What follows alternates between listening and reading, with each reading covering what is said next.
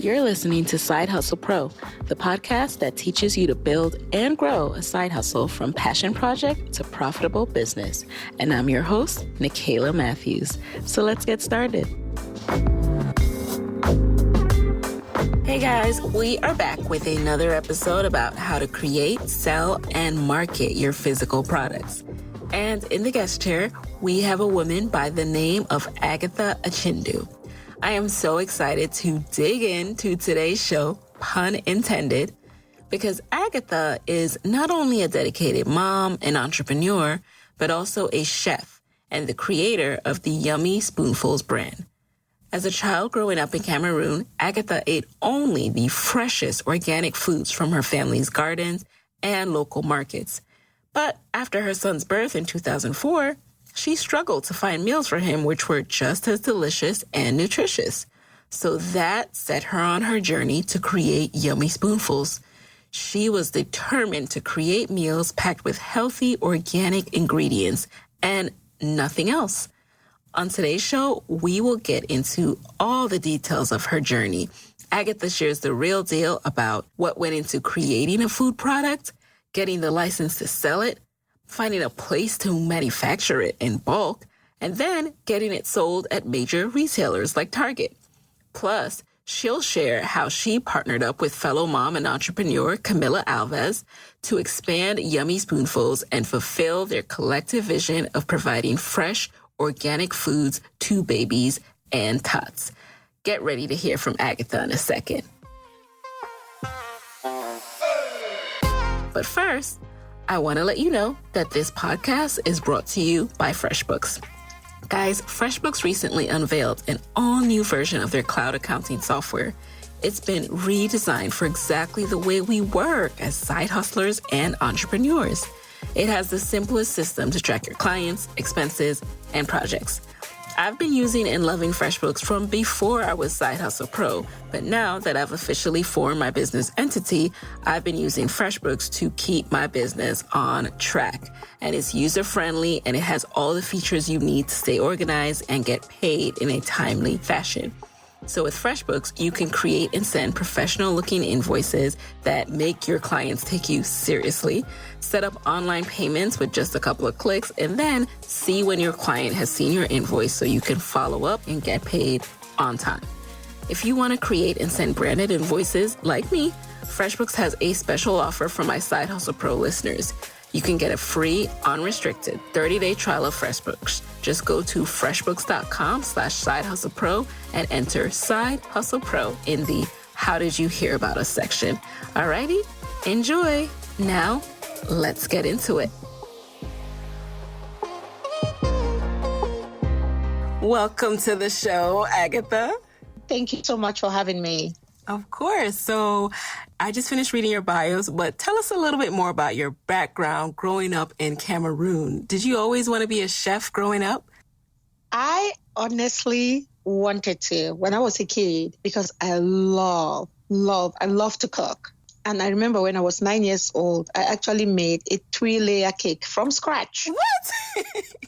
That was not in the bio. I kid you not. Cooking is something that I love. And I remember sitting with my mother and telling her that I wanted to be a chef.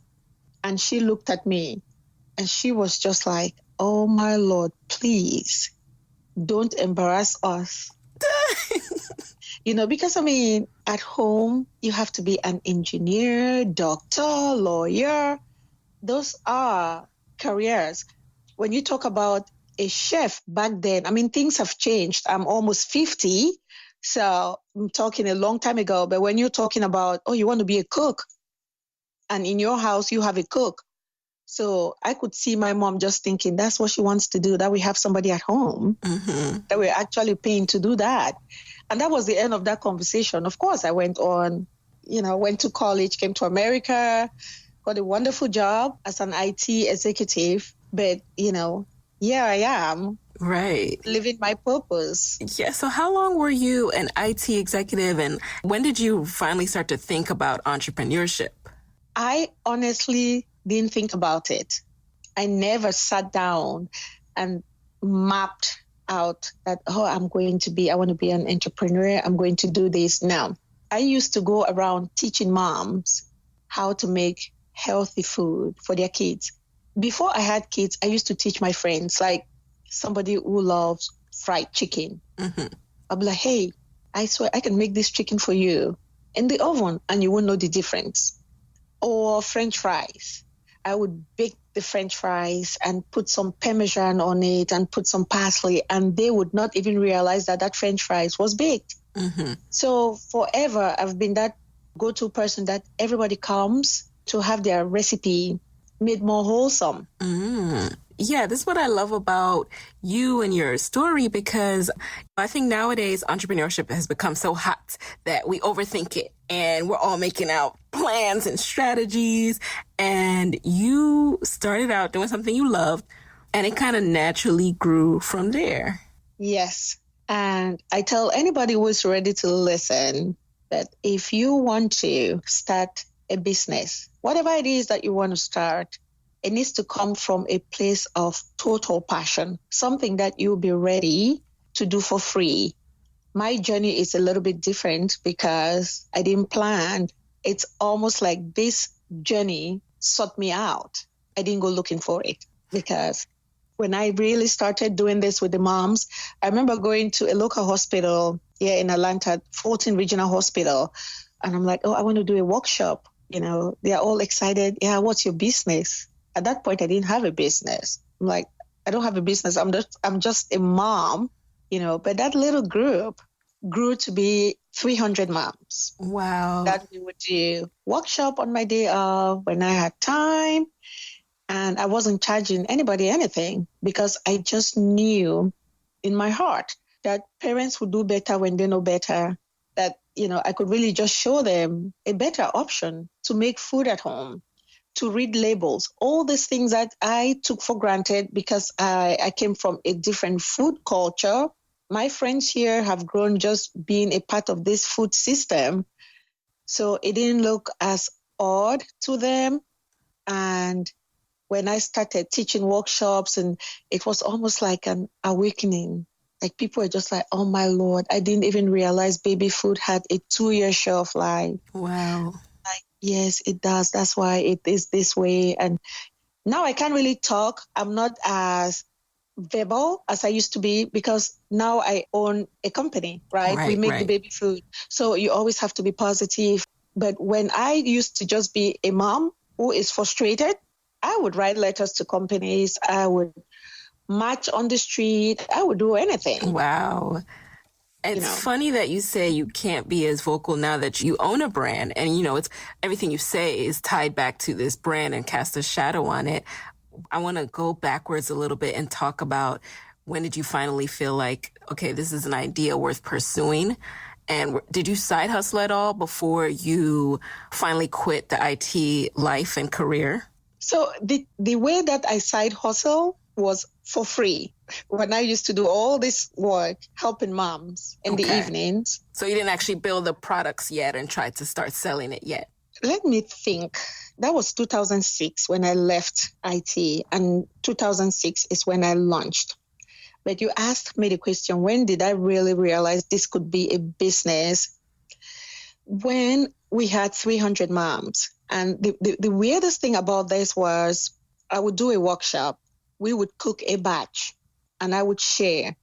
So even though I wasn't charging them, I wasn't paying for my own food. Everybody would contribute $25 for that week and for that weekend. And we would cook 2 things because it was just me. I couldn't make more. But something would happen every time they go home. Even though I've taught them how to make this particular thing, say, for example, peas and butternut squash was something we used to do a lot. They would come back like, I swear, Agatha, I'm not making this up. My baby doesn't love it when I cook the same. I did everything the same way. I think my baby loves your own food, you know? And it crossed my mind that the convenience was a huge thing for them. Yes. To have freshly made food for your baby that you didn't have to do all the work.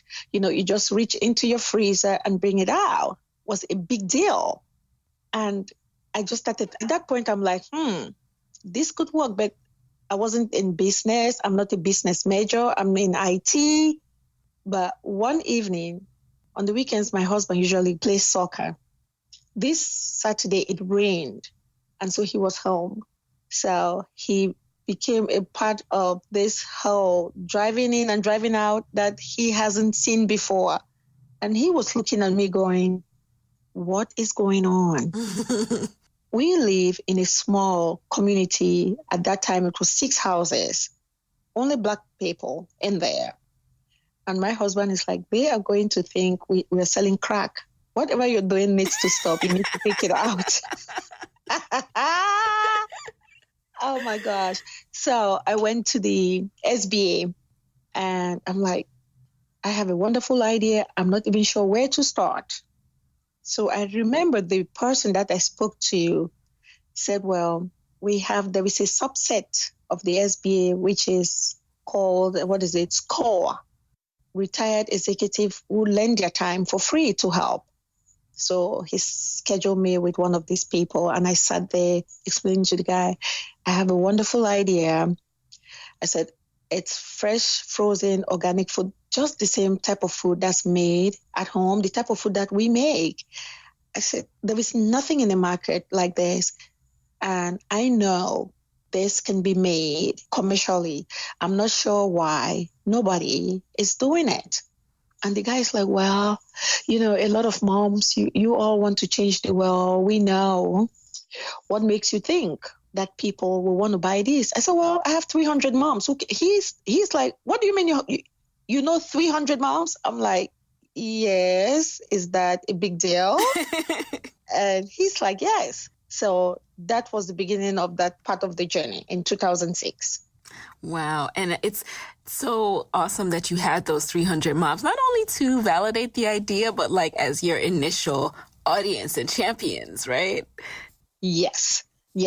It helps because there is one thing, especially for us in the food industry, right? It's different when you're cooking for just your friends and family, because even if somebody doesn't like something, they can be nice. But when you are cooking for people who are not friends of friends, just random people, somebody will tell you like, you know what? I drove 30 miles to come over here. I give $25 for my batch. I don't like this. And we never had that. Everybody was just in awe. And so I just knew in my gut that every mom, regardless of status, wants their kid to eat healthy, wants their kid to be happy. And I just knew that if I could bring this to the market, every mom who comes across this food is going to love it. Mm-hmm. Because I'm a mother. It's the same type of high quality food I feed my kids. You really tapped into a problem. And that's one of the, I won't say it's a guarantee that your business will do well. It's execution plays into it too. But, finding that problem and a solution for it is such a good predictor of success. So now that you had the idea, you talked to SBA, your husband was like, get this out the garage. How did you figure out, okay, how do I manufacture this and how do I ship it and have it on store shelves so it won't go bad? So my whole life has been around fresh food. So I knew for a fact that I could make the food because freezing food is the oldest way of preserving food. That's what we do at home. Mm-hmm. So that was the easier part, getting this thing certified. Like I went to the USDA. Nobody in the Southeastern region had done that. So it wasn't an easy process. I took courses. Like I remember going to the USDA. They're like, well, you want to do baby food? Okay, you need to do some canning certification. I remember going to University of New Mexico, trying to sort this out. I took a course. When I came back and I sat down and we're talking about this, they're like, but your food is frozen. I'm like, yes, it is. So why did you take the canning class? You said I should take the class. So there were all those little things because nobody really, I was a pioneer in this area. Uh-huh. So there wasn't like some set rules. But we were finally able to sort this out and got the organic certification and all that, found a kitchen to sublease because that was the thing. I couldn't cook at home. So I had to find a kitchen. Then there was the insurance. There are all these things. Mm-hmm. But the moment that we had the kitchen and started cooking, making the food, I just knew that let me not say the hardest part. That part of getting a place like a kitchen that you could call like, oh my gosh, I'm making commercial food. I could breathe like, And where do you even find a kitchen? Like people just have kitchens for rent? Like No, and this is how God works. Mm-hmm. Because that's a good question. I remember the manager at Department of Agriculture. I was just like, where do I find a kitchen? So he gave me a list. He's like, well, let me just go into the database and find the kitchens that are certified organic that you can talk to. And that's how I went to different places. And I met this beautiful lady who was so nice to me. But it wasn't cheap because we were paying by the hour initially. So if I go in the kitchen and cook for 24 hours, I pay hourly for it. But we eventually found another kitchen that was monthly. It's a journey. But it's I would do it again. Wasn't the easiest. Talking about the kitchen reminds me of, something another guest said on the show. She has several brands and one of them is a food product. And, only after starting it and like they got a mention in the newspaper, then there was all this demand for it. And then came the notification that, hey, you actually can't sell this product that you're making at home. So did you know that right away? And is that why you looked for a kitchen? I actually knew that right away. Okay. I knew that because when I went to the SBA initially, I had gone to the Department of Agriculture. I went to their website. They have a wealth of information there. And baby food is a little bit different than people when you make pies and things that you can just bake. Because I could see with the people who bake, you could bake at home if it's not over $2,500. You don't have to find a commercial kitchen, those type of things. I read about those. But for baby food, insurance is a big deal because you don't even want to step out there without insurance. And you can't have insurance without a certified kitchen. You can't cook. You can't have your license without a certified kitchen. So all those things came together. And how did you, before you quit, like put away kind of a stash for this? Because it sounds really, expensive to start out. Let me tell you, I just did an interview with Crane. Mm-hmm. And it was, what is the one thing that you know today that you wish you knew then? And I talked about this whole financial side of it. The biggest mistake that I made when I left corporate America, I was credit worthy. I was living a 6-figure salary job, amazing credit, large credit lines, good savings, had a ton of cash. So in my mind, I actually was just to do this thing can take more than $500,000. I had this money. Mm-hmm. So let me just run with it. 2 years later, 401k completely gone, no savings, nothing. I don't have a job that's paying me. I'm doing this full time. So at this point, no bank will lend me any money. Wow. Unlike if I had gone to the bank when I had $500,000 cash, at that point they'll give me $1 million. Mm-hmm. So I tell people, the best time to borrow money when you're starting a business is when you have money. You rather have it and never use it than don't have it and then you need it. That is a really, really smart piece of advice that no one's actually ever given on the show before. And it's such a good point, right? Like when you're broke and your credit's bad, no one's going to give you money. So then you, yeah. Oh my gosh. Yeah. So what did you do? When did you start to really get Yummy Spoonfuls in front of regional retailers, and I see that you have a national direct ship program. How did that come to be? That was back. I mean, now we are in Target nationwide, but Right. I remember going to Whole Foods. I had fasted. I know this sounds so lame, like, oh my gosh, but this worked for me. I pray a lot. I fasted for 9 days. I did novenas every day. I'm like, Lord, I don't have money to go hire a huge marketing team, but you know for sure what I'm trying to do is make a difference in the lives of many. Let me go to this thing and let it work. I had a lady, Kimberly, in Chicago. I had paid her some money to do a nice PowerPoint presentation for me. I had my bag, went to Whole Foods. When I walked into Whole Foods Market, when I went to their regional office, I remember sitting there. I had 2 samples. One was carrot, sweet potato, and broccoli. I had 1 veggie blend, and then the other one was a fruit, because I'm like, well, we'll do the veggie blend, we'll do the fruit. And I'm sitting there. The lady happens to have a baby, the director of sales at that time. And I remember her just sampling the food, and she was just like, oh my Lord, I have never tasted anything this good. And I'm sitting there smiling. I'm like, I told you. Then the guy, Vince, that was his name. I think he's like the VP of sales, happens to be in the regional office and was walking by, and she called him.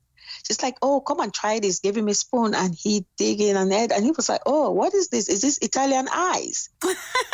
And she's like, no, it's baby food. That's how we got into Whole Foods. I never even did the presentation. Wow. I never took it out the bag. Wait, but to backtrack a little, how did you get the meeting with Whole Foods? Did you just walk in, or, you had to do some cold calling? I wish you could walk in. You can't walk in. I called and scheduled. Yeah. Uh-huh. And this is the thing. This is one thing I tell people. I mean, now I know this, but I tell people sometimes you don't have to peddle. You don't have to talk to everybody. But as a small business, as a startup, you're always so nervous. You're thinking you can't go to the top. But sometimes going to the top is the easiest part because it doesn't hurt. I actually called a couple of times and set up a meeting. And that was it. I like that. Just go straight to the top. Like, stop. Get your story together first. Yes. Don't stumble. But, I do like that approach. I've seen that in one of your interviews before, and I'm like, especially nowadays with LinkedIn, when you're trying to look at who to connect with, go for the top. Yes. You don't need to talk to 15 different salespeople. Those are not the decision makers. Right. Look for the decision maker, even if it's not the very top. Cut through there's just so much. Yep. People waste your time. And it's a phone call. They will say yes or no. So now that you had it in stores or were beginning those relationships, I want to talk a little bit about marketing and finding your target audience, because yes, most moms want the best for their children, right? But there are lots of people who are fine with the baby food products that were on the market. So how did you tap into those with the same desire for organic baby food, get the word out? Did you start hiring a team at this point? No, at the beginning, I honestly couldn't afford to hire a team. I had people that would help me, that we cook. So the cooking, because we couldn't avoid it, I needed many hands to cook because everything is made from scratch. Mm-hmm. But the one thing that worked for me, the moms who would buy the product instantly become advocates for the brand. And because I used to teach moms how to make this food for free, the authenticity for why I was doing this was stronger. Because it wasn't like, I woke up one day and like, this could be a business and did this. I genuinely believe that I'm making a difference. And I remember one day just getting up and looking at my Instagram page and I'm like, what happened? It was 600. Now I have 7,000. And then it's 20,000. And then it's 30,000. And then it's 40,000. Yep. Right? The word gets around. Yes. But one big changer for me when Yummy Spoonfuls was voted best baby food in the US. And it's funny because I remember then when Cookie Magazine reached out, we want samples. I told my husband, like, oh, please, I'm not going to send samples because, I mean, our packaging was cheesy. We didn't have anything fancy. The only thing that was fancy was our product in the crazy package, right? And then you have all these big brands that had the best flashy and this. But my husband is like, Georges is like, what do you have to lose? And I'm like, well, okay. So sent the samples. Then a couple of months later, I remember getting a call like, you guys won out of all 12 leading brands. Wow. And I'm like, we what? So that's how we ended up on CNN for the first time. Oh, my gosh. Now, oh, my gosh. Yeah, I have so many questions. Now, you're on CNN. You were talking about your cheesy packaging. How did you scale fast enough to meet this new demand? It's one of those things that, you're happy and you're sad because every time you have a batch, I remember there was this particular Whole Foods that we would take 32 cases of food in. And 2 days later, they're like, we're out of food. Mm-hmm. Like people were just waiting. Oh my gosh. And getting food. And I would just sit on the floor and cry. Because I'm thinking, how am I going to make all this food? How am I going to make all this food? Because again, we're still so small. You don't have enough money to buy all the equipment that you need to automate the process. You just have enough to go buy. So at this point, we were actively looking for a business partner. We're looking for funding. But as crazy as this may sound, I would turn down offers because you would sit in a meeting and you're excited like, oh, you're getting $700,000. This is going to happen. This is going to happen. And then somebody will say something that just rings at the back of my head. I'm like, oh, it's not the mission. It's the money. And I would look at Georges and I'm like, this is not for us. And, I just knew that success will have to come the right way if it is mine. It will have to come the right way. I can't just,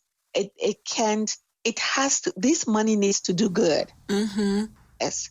I didn't want to bring a partner in who all have people fund the business who then 1 year later, they're like, you know what? We love this idea of fresh food, but it's a lot easier to do the other type of food. Let's do that one. Right. And when they give you money, you have to listen to them, at least somewhat. And I'm so glad you mentioned that because it's something that, every time someone who has gotten investment comes on the show, I do like to ask about because as my friend Stephanie Thomas, who is a venture capitalist, will say, not all money is good money. That's right. And That's you really, really, you can't be afraid to say no to money because you might find yourself really compromising your mission. Yes. And to me, the purpose of why I'm doing this is bigger than the money. I'm just blessed that I'm making money living this purpose, if that makes any sense. Mm-hmm. And that it really comes through in everything you do. Every time I read or anything that I've read about you or heard you speak, like it really, really comes through. And that's what, I love about what you're building. And also it's just awesome. But Thank you. speaking of turning down money now, when did you start to reap the profit from your business, and what were the first things you invested back into your business? I'm particularly interested about when it goes from like small mom and pop, and maybe it still is, you're still hand making it with a small team, but when does it get to the level that you can supply to Target and not run out in 2 days? You can supply to Whole Foods and not run out. So this actually, if you can think, and the reason that I'm going to stress this, so for whoever will be listening, to just know that success sometimes is not overnight, because we started in 2006.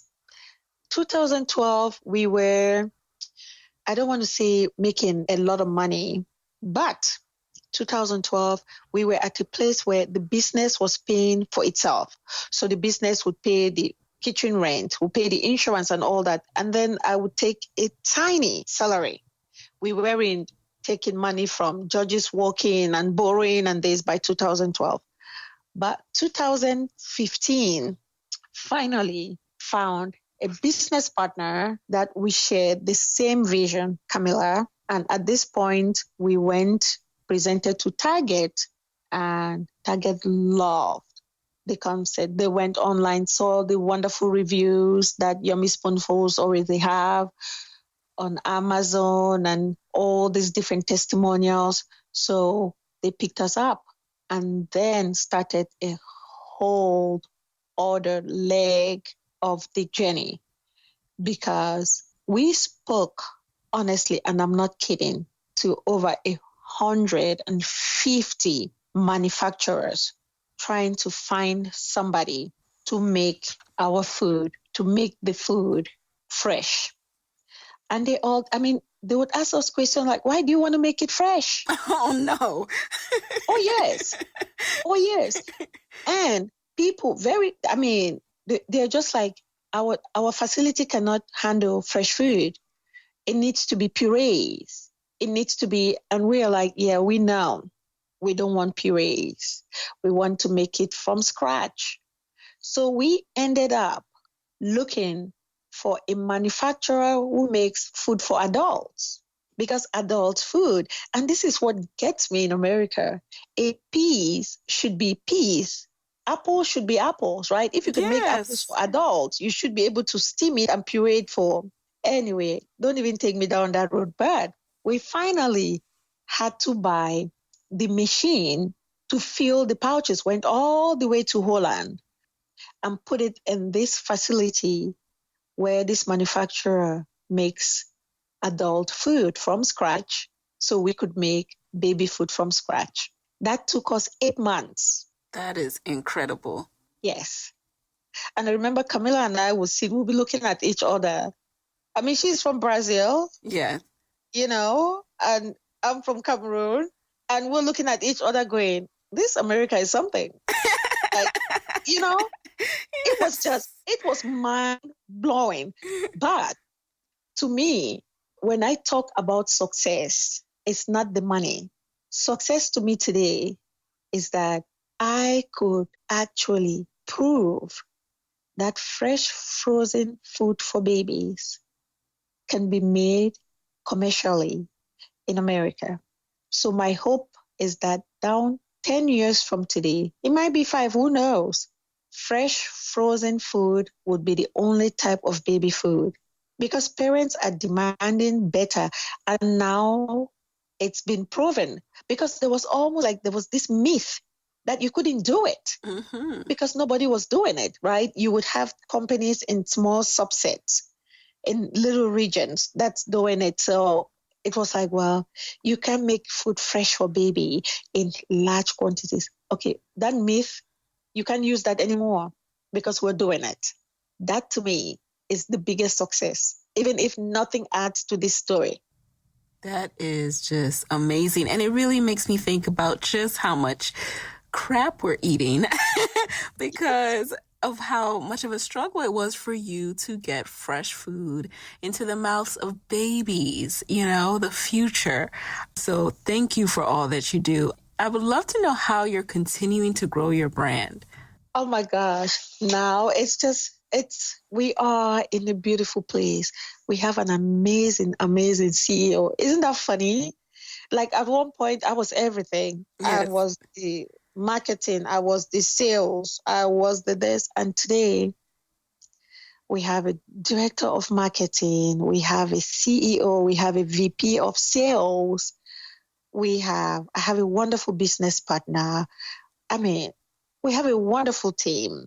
And are they all based in Atlanta or different places? Now they are in different places, but now we're setting up shop in San Francisco because our wonderful CEO is there and our accountant is there and our director of marketing is there. So we're beginning to have enough people in San Francisco, and our kitchen, we make food in California, in LA. Okay. So it really just works well. And we continue. What we are focused on is really changing how food is made in America. So we are going into the market, seeing the white space, and just putting healthy things in it. So if you think in your mind that, oh my gosh, if you're looking at something, let's say, for example, pasta sauce, and you're like, oh wow, it has 10 ingredients, or mac and cheese, it has all these many ingredients, then that's something that down the road, we would come in and clean it up. We want to make the type of food that when you look at the label, you feel good about eating it yourself or giving it to your kids because there is no crap in it. Yes. Well, now I look forward and have hope to have children now that I can feed them good things on the run. Yeah, it's so funny because I tell parents, we want to make life easy. Parenting is so hard. It shouldn't have any shaming game, which is, I mean, if you're a parent, you know, like there was this whole thing with breastfeeding, shaming this, and, oh, you can breastfeed, or you can't. And it's almost the same with baby food because you have a lot of parents who make food at home for their babies. I am one of those parents. Like everything we eat at home is made from scratch, but not everybody can do that. So with Yummy Spoonfuls, we do it just the same way, like homemade. So there is no guilt if you don't feel like cooking and you want to give your child a certain type of food, right? You don't have to feel like, oh my gosh, I wish I could make the food. Mm-hmm. Because then you can actually just reach in the freezer of your local Target and grab it. It's the same like homemade. Nothing added to it. I am so, I love it. I love it. Alrighty. At this stage, we will transition to what I like to call the lightning round, although it never goes that fast, but I still call it that.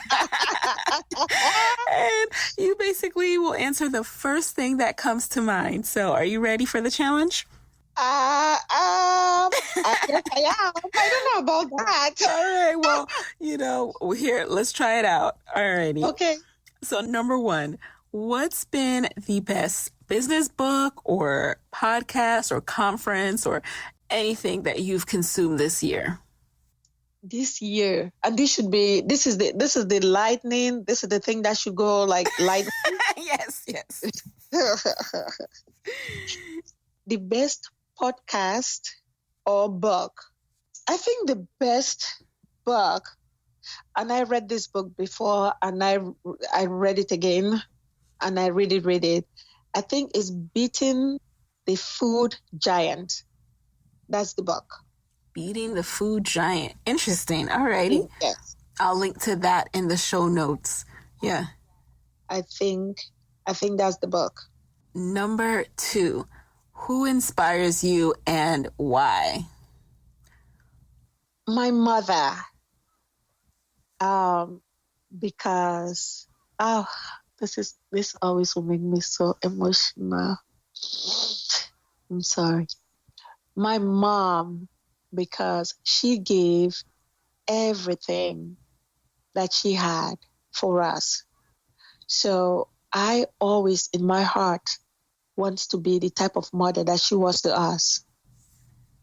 That goes without, yeah. I get emotional too thinking of my mom. Number 3, who is your favorite chef or restaurant? My favorite chef is, I think her name is Ina. I-N-A. I don't know my accent, how they pronounce that. She used to be on the cooking channel a million years ago. Ah.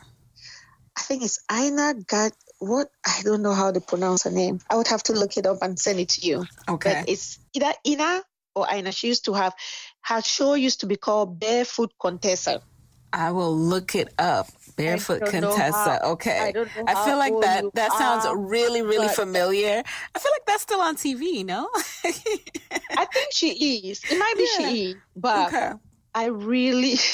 I cook a lot, but I like people who cook easy. And that was one person that I could see on TV who cook like normal food. Because every time when people cook, they make it so complicated. You want to boil right. It's like, you put this and that. If a recipe has more than 10 ingredients, I'm closing the book. I'm turning off the TV. It's too much. Yeah. So if you see my food on Instagram, if you see the things I post, yes. I make things with 5 ingredients. It's a whole meal and it's delicious. I cook a lot, so I don't eat out too much, but there is an organic Thai restaurant, Le Thai, that I love. Now and then I'll take the kids. We would go there and we would eat and drink jasmine tea. But I'm my best chef. I know. I was going to say, you can't say yourself. I was curious about that. That was a special question just for you because I'm like, I wonder who her favorite chef is.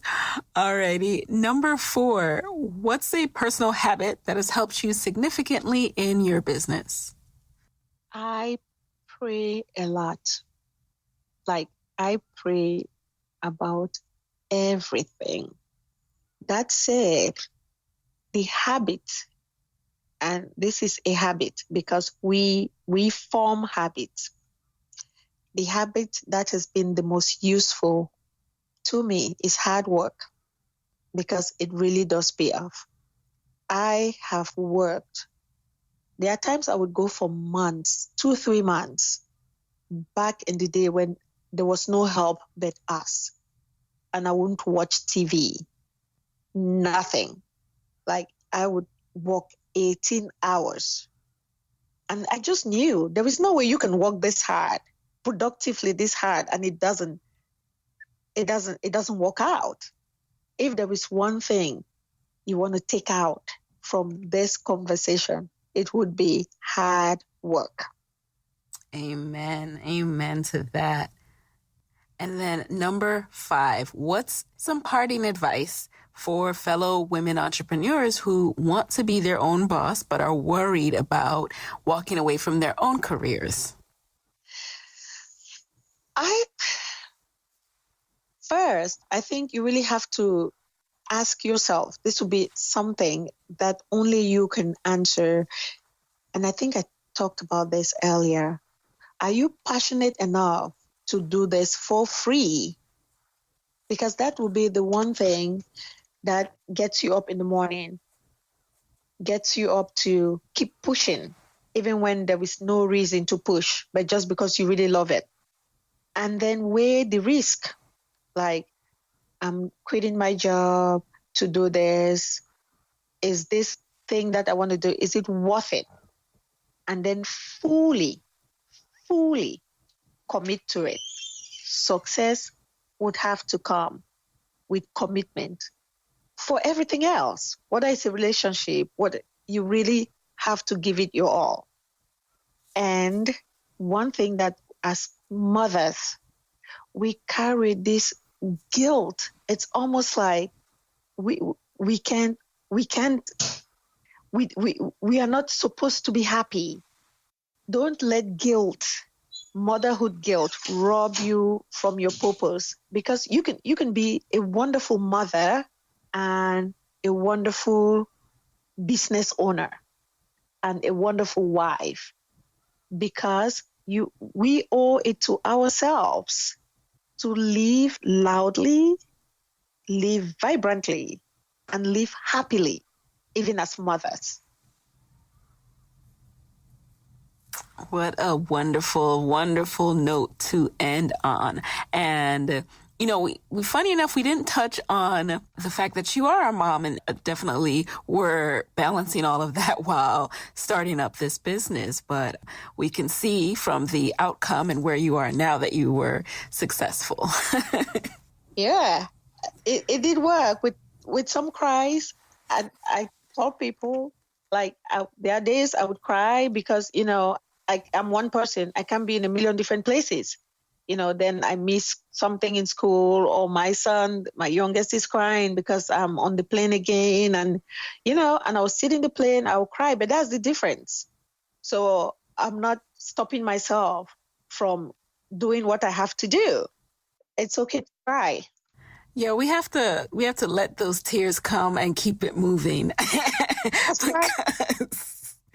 That's right. They're going to come. Alrighty, so what's the best way that we can connect with you after this episode, that we can see these 5 ingredient recipes that you claim to have? Oh my God, we've spoken. First, I want to tell people, for all the busy parents out there who want to feed their kids delicious, wholesome food and don't have the time, let them remember there is Yummy Spoonfuls, and we are in the freezer section of their local Target stores. And we have, I think at this point, 32 SKUs. We have food for tots. Amazing. We have 4 new amazing flavors. So please, guys, check it out. If you are trying to find easy recipes, whether you decide, I don't want my kids to drink soda, what can I replace it with? I have all type of fun, healthy stuff on IG, on my Facebook page. I think my Facebook is Agatha Achindu Official. My IG is Agatha Achindu. Yummy Spoonfuls website. We have recipes there as well. www.yummyspoonfuls.com. On my website, AgathaAchindu.com, I have recipes there.